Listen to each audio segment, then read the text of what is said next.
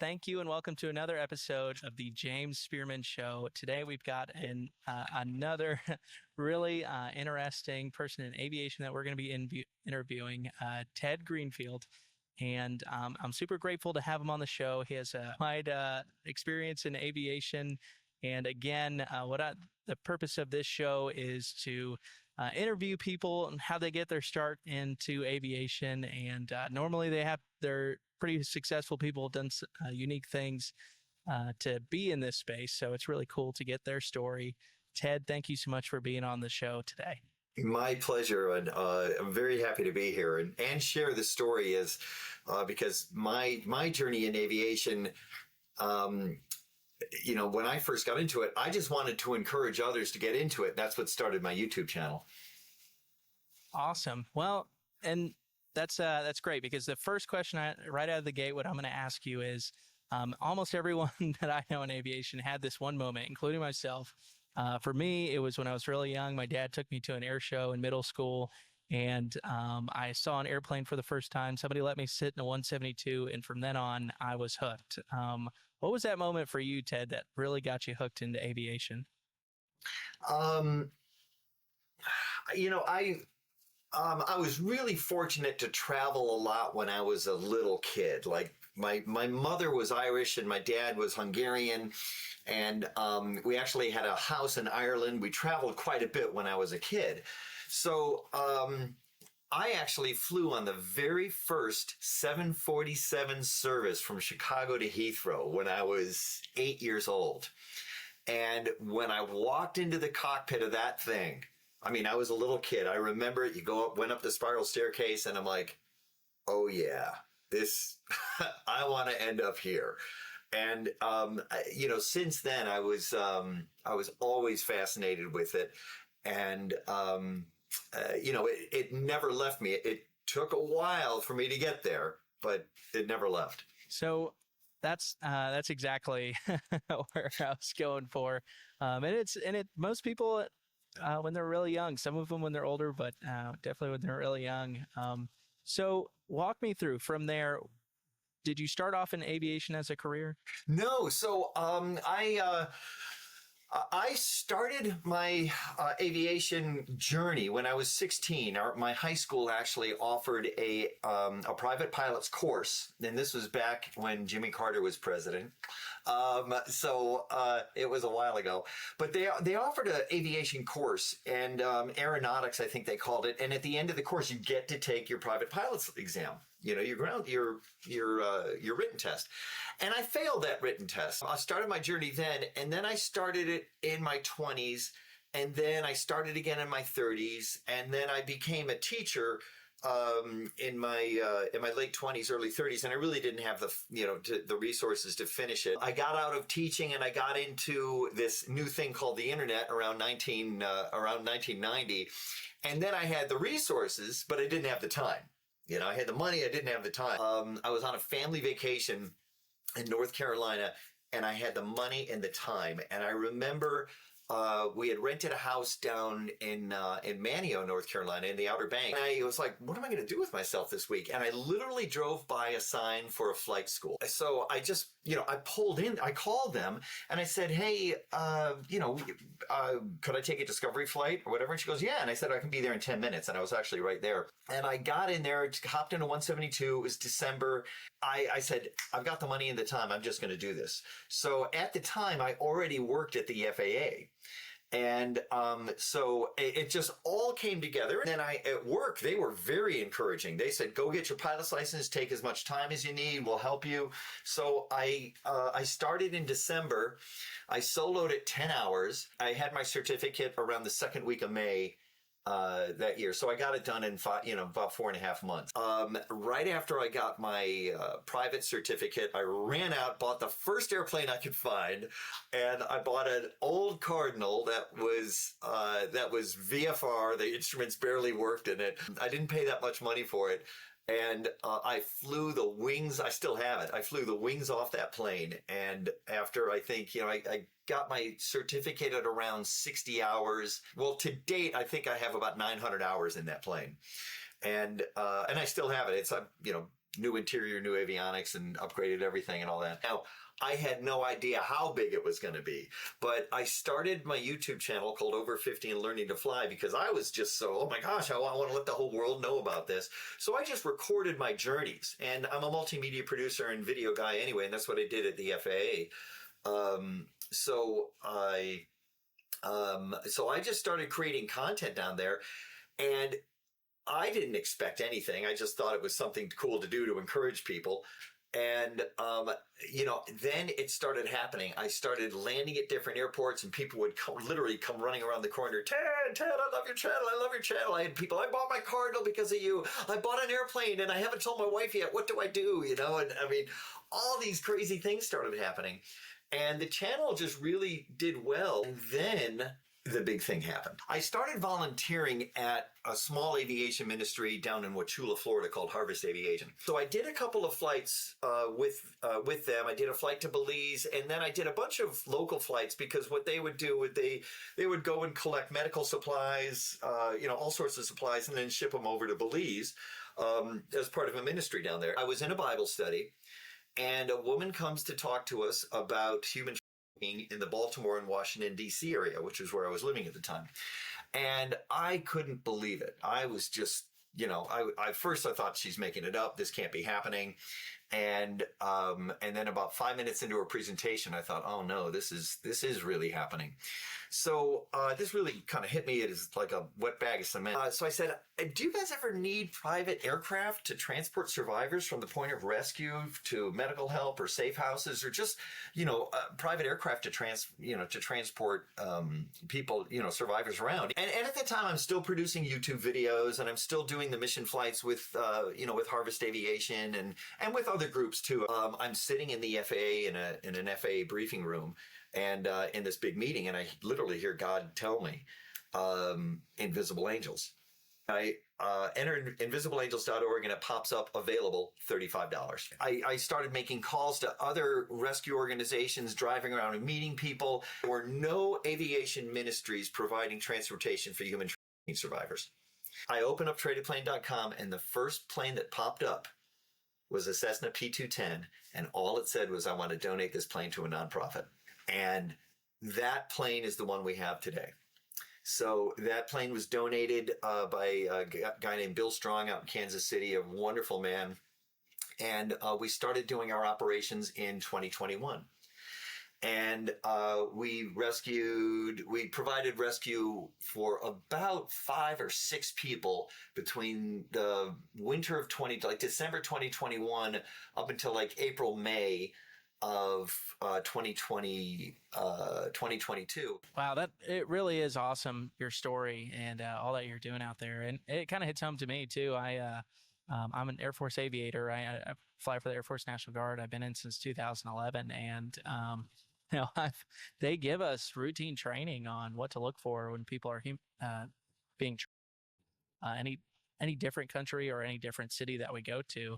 And they'll give us the statistics of the city that we're going into normally, just to give us a heads up, like, hey, don't do anything stupid and look out for these things. If you see something, say something.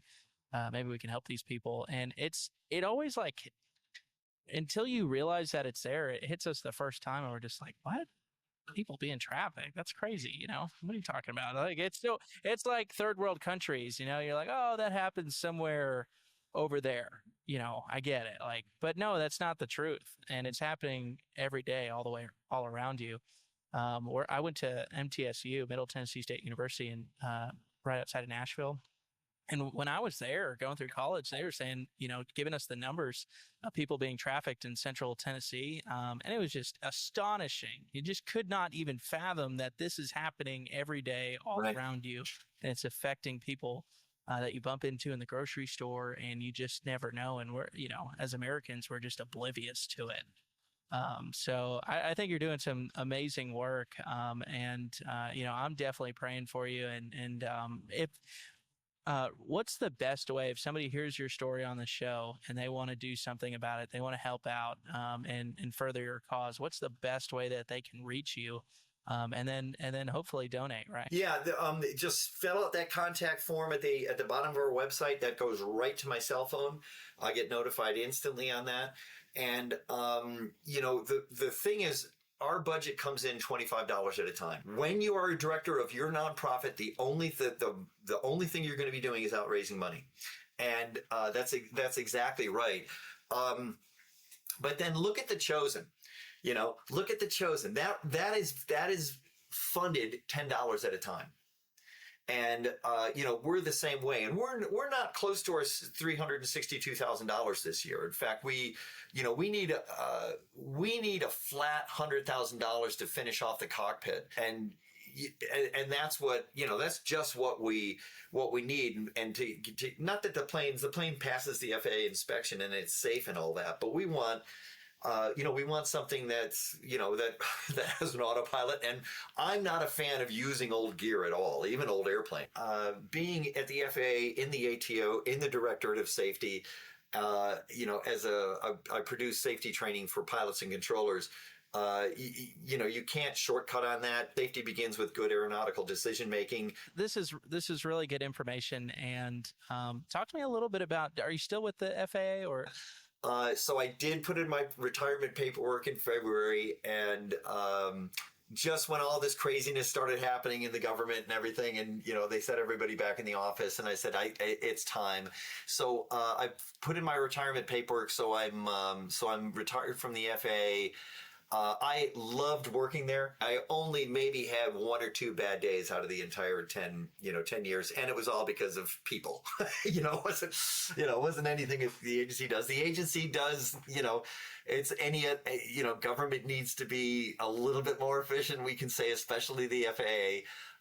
But the one thing it does, being on the 135 side, and the public doesn't know this. Every time they get on a Southwest or a Delta plane, that plane's been inspected every 16 days, really, every 100 hours. And that plane has really gone through with a fine-tooth comb every 100 hours. And then on the annual, and I'm sure you've seen videos of like a 737 annual or something, they just dismantle that plane and it comes together very quickly. But, the public doesn't realize, I think, how how the safety culture is implemented on aircraft and how safe the system really is. And I can say this now because I'm not there anymore. When the Boeing door blew out of the 737, the Alaska Airlines flight, I was, everyone, they're all panicking. What do we do? What do we do? And how do we get the messaging out? And I said, this is how you do it. Number one, the safety system worked. Those flight attendants had everyone in their seat with their seatbelts buckled. All right. Everybody followed the directions. The pilots had trained. That's all they do in their recurrent training is engine out and emergency procedures. And everybody went home that night. And it's the same thing way back with Sully, with the Miracle on the Hudson. The events just line up. And sometimes they don't line up with the situation that happened in Washington, D.C. between the RJ and the helicopter, which is, dreadfully unfortunate. And sometimes that happened. But safety culture is there and it works. And, I loved working there. I have a lot of good friends there, and I'm very proud of the work that we did there. Yeah, you're exactly right. And I really love the new shift, the new face of, the FAA. Really, like, I feel like back in, decades ago, they really had a culture, whether it was intentional or not, but the perception was, hey, we're really out to get you, right? And they've worked so hard, I feel like, to shift that to like, now we're really here for safety. That is number one, that so everyone can go home. And I want to be respectful of your time, but I don't want to waste the opportunity, because a lot of aircraft owners are my customers and listen to this podcast. If one of them were to receive a letter like you did, what's your totally different circumstances, right? But like, how can they respond? Because that's a real thing, and anyone could pick up the phone and file a complaint, right? And then they have to open an investigation, or anything could happen. What's your advice of working with the FAA when something like that happens? It may seem like they're out to get you. All right, because they call up and they're government people, and that's what they do all the day. So they're like, John Smith, you flew 400 feet above ground level over a crowded thing. We have a cell phone picture of your tail number, and okay, they want to find out, number one, all they're interested in is keeping the skies safe and keeping the public safe. So they want to find out what happened. Everybody, there's two types of pilots: those who have a class Bravo violation or a class Charlie violation, and liars. And it happens. And the thing is, just tell them what happened. Don't start hiding things or anything, because then they're going to be like, all right, well, maybe there's a bigger problem here. Now, if there is a bigger problem, then they're going to find out. So don't hide anything from them. And they do want to help you. With me, they said, and this is what they said, and thank goodness they said this. I didn't realize this. They said, we believe in what you do. We want to help you what you're doing, but we want to make sure you're doing it safely, and you're doing it under the Part 135 safety guidelines. And when they said that, I was like, well, okay, that makes sense. And then they said, Mr. Greenfield, and they had one of their attorneys in the boardroom, and they said, you don't understand something. If you, and this is real, if you provide rescue transportation for a survivor, they can come back to you as a Part 91 pilot, and you have to defend that as a pilot. So you think I was in trouble before? That's a whole nother level of trouble that you don't even want to, think. So as a 135, you can't do that, because when you get on a 135 carrier, you're going to Cleveland. You can't say to Southwest or a charter or a private jet or NetJets, I didn't want to go to Cleveland, I changed my mind. You can't do that. And also we have, now we have a series of releases that they sign and all that. So the one thing, if you have a violation, or if you get a call to do that they're going to open a compliance action, cooperate fully and say these words: how can I help you? If you are in violation, and let's say from one side of the problem, that let's say, from one side of the worst case scenarios, that there's alcohol involved or there's a DUI involved, they're going to find out. And you shouldn't be doing that anyway. So if you're at fault, it's best to tell them, because they'll work with you. Now, if it's an honest mistake, like what happened to me or what happens to 100 other pilots out there, they'll send you back to training. And it's simple, easy training. So, let's say if you have a Bravo violation, which is probably the most common, number one, they don't want to go chasing these minor violations down, because everyone, all these FSDOs are so short-staffed.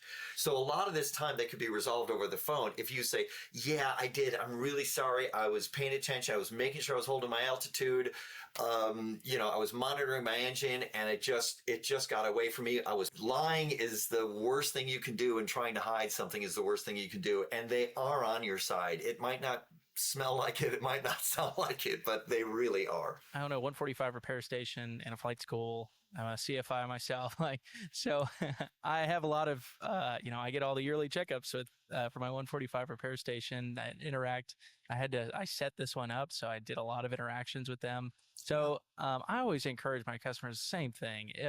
If you accidentally do something, you don't need to say, I'm getting a lawyer, because you got a phone number to call.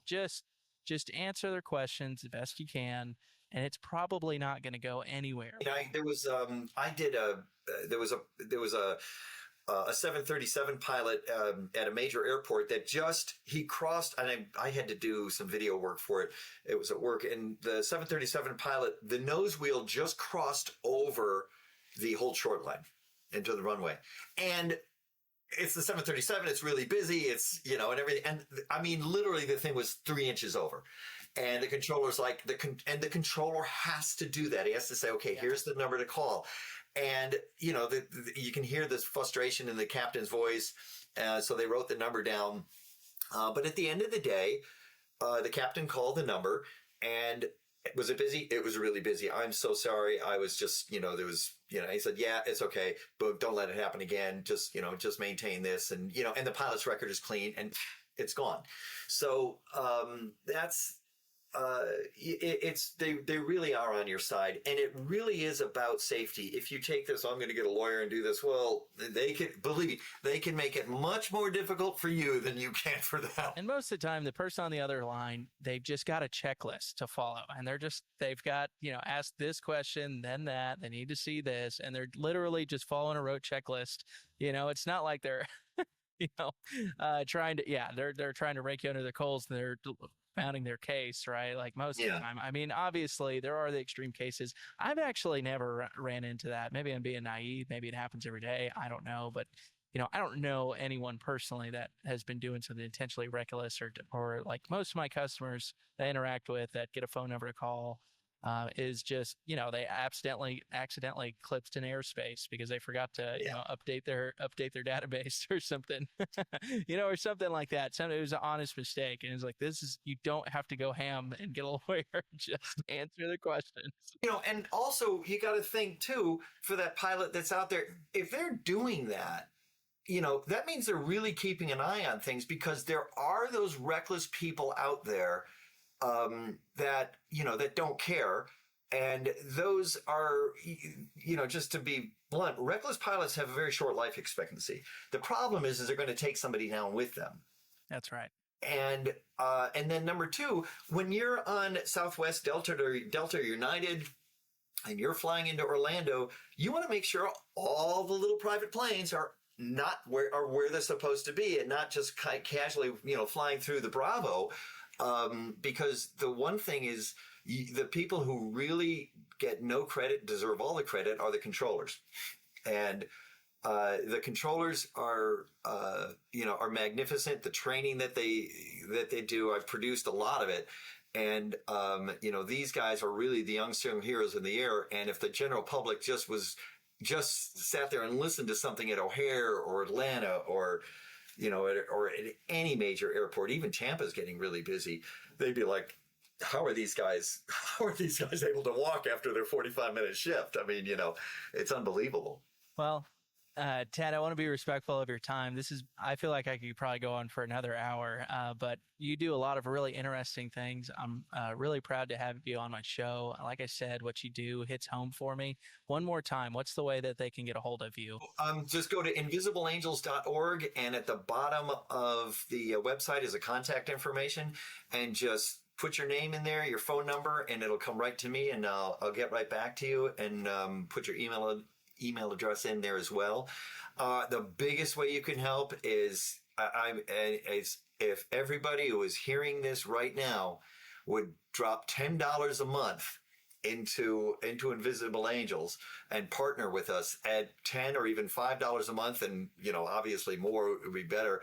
That would add up very quickly and would provide such a huge blessing for us that we can continue and grow the operation. So that's awesome, Ted. I appreciate you. Go and support Invisible Angels. And thank you again for being on the show. Stay tuned. We're going to have more guests that have interesting stories just like this in aviation. And happy flying. Nice.